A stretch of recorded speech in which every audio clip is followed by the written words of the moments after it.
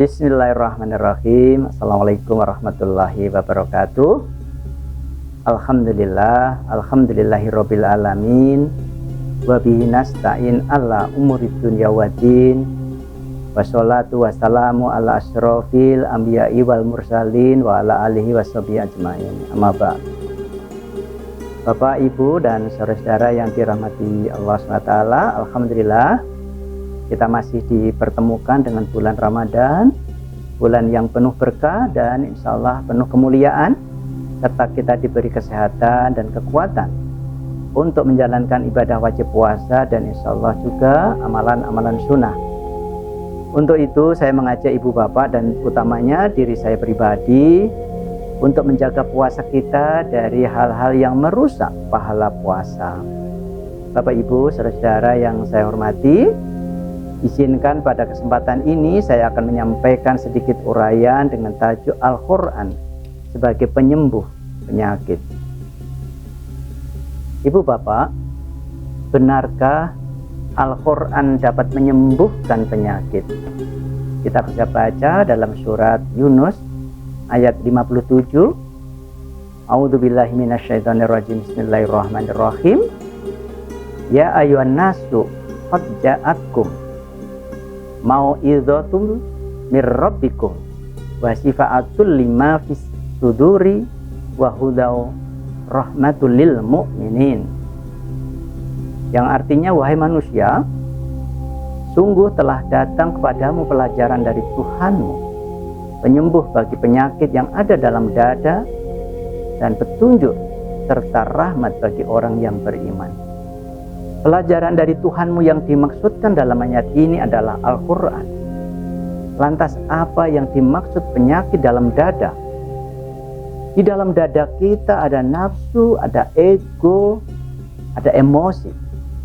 Dari nafsu, ego, dan emosi inilah bisa muncul berbagai macam penyakit.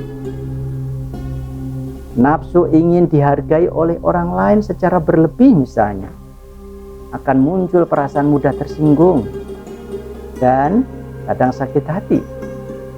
Kita mungkin marah kalau orang lain menganggap kita kurang pandai. Kita kecewa jika pendapat kita tidak diikuti. Di rumah mungkin kita jengkel tatkala istri tidak memuji apa-apa yang telah kita usahakan atau kita perjuangkan. Dan demikian pula bisa terjadi istri terhadap suami. Bisa juga istri kesal pada suami atau anak, pada ayahnya, karena dianggap sudah kurang perhatian, kurang peduli, lebih memperhatikan pekerjaannya. Ego tinggi bisa muncul keserakahan, mengambil hak yang bukan haknya, terlalu membanggakan diri dan sombong, merasa lebih pintar dari yang lainnya. Ego tinggi dapat pula menyebabkan perasaan mudah tersinggung, tidak mudah memaafkan orang lain karena menganggap dirinya yang lebih pintar atau paling benar.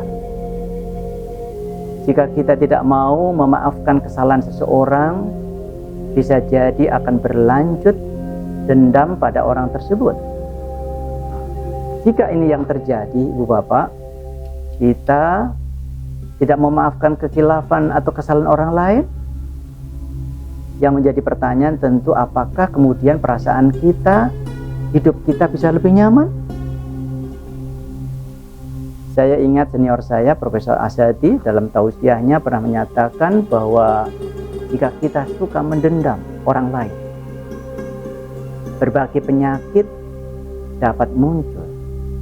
Kita akan merasa sering tegang atau setidak-tidaknya bahkan badan kita merasa kurang atau tidak nyaman. Coba kita merenung, apa sih untungnya orang yang marah? Benarkah masalah dapat terselesaikan setelah kita marah? Bagaimana perasaan orang yang kita marahi? Dan coba kita refleksi diri, bagaimana jika kita yang dimarahi? Sekarang ini kiranya makin banyak penyakit psikosomatis, yakni penyakit yang penyebab utamanya adalah faktor psikis. Konon, penyakit psikosomatis dapat berakibat munculnya berbagai sakit fisik. Bapak Ibu yang dirahmati Allah, Al-Quran kita yakini sebagai penyembuh. Jika kita pelajari dengan sungguh-sungguh dan kita ikuti petunjuk-petunjuknya, insya Allah kita terhindar dari penyakit yang awalnya dari ego dan emosi kita. Banyak petunjuk dalam Al-Quran yang sering kita lupakan, seperti jadilah engkau pemaaf, Al-A'raf ayat 199.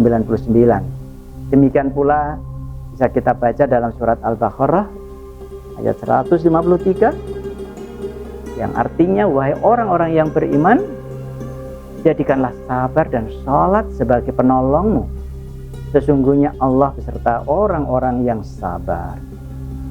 Barangkali sering kita dengar pernyataan bahwa sabar itu ada batasnya. Jika kita mengatakan ini, Bapak Ibu, berarti kita sudah tidak sabar lagi. Itu dapat pula berarti bahwa kita mulai tidak ingin berdekat-dekat dengan Allah. Bapak Ibu yang berbahagia, apa sebenarnya penyebab penyakit menurut Al-Quran? Tersurat dalam surah Asy-Syura ayat 30. Wa ma asobakum min musibatin fabima kasabat aydikum wa yaqfu an katsir. Dan musibah apapun yang menimpa kamu adalah disebabkan oleh perbuatan tanganmu sendiri.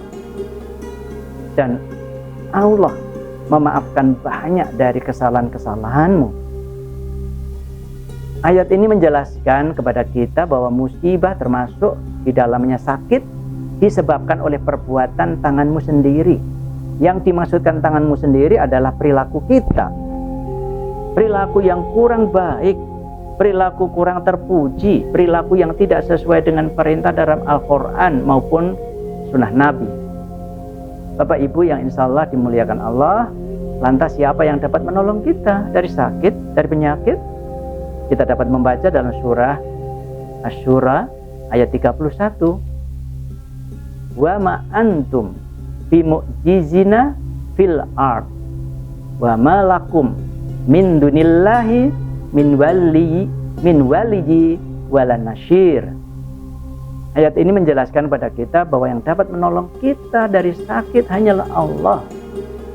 Jika ya sakit yang kita derita disebabkan perilaku kita yang kurang terpuji, maka solusinya tentu kita mengakui dosa kita dan kemudian tentu kita perlu berdoa mohon ampun kepada Allah SWT. Bapak Ibu yang saya hormati, tentu kita berharap agar Allah melimpahi kita kesehatan dan kebugaran yang prima. Untuk itu semoga kita bisa mensyukuri nikmat yang telah diberikan Allah, dan kita khususnya diri saya pribadi mudah-mudahan bisa berikhtiar untuk menjalani hidup dengan lebih baik, meningkatkan amal saleh untuk bisa mewujudkan akhlak yang lebih baik, insya Allah. Bapak Ibu, demikian yang dapat saya sampaikan. Mohon maaf manakala ada kekurangan dan ada kesalahan. Billahi taufik wal hidayah. Wassalamualaikum warahmatullahi wabarakatuh.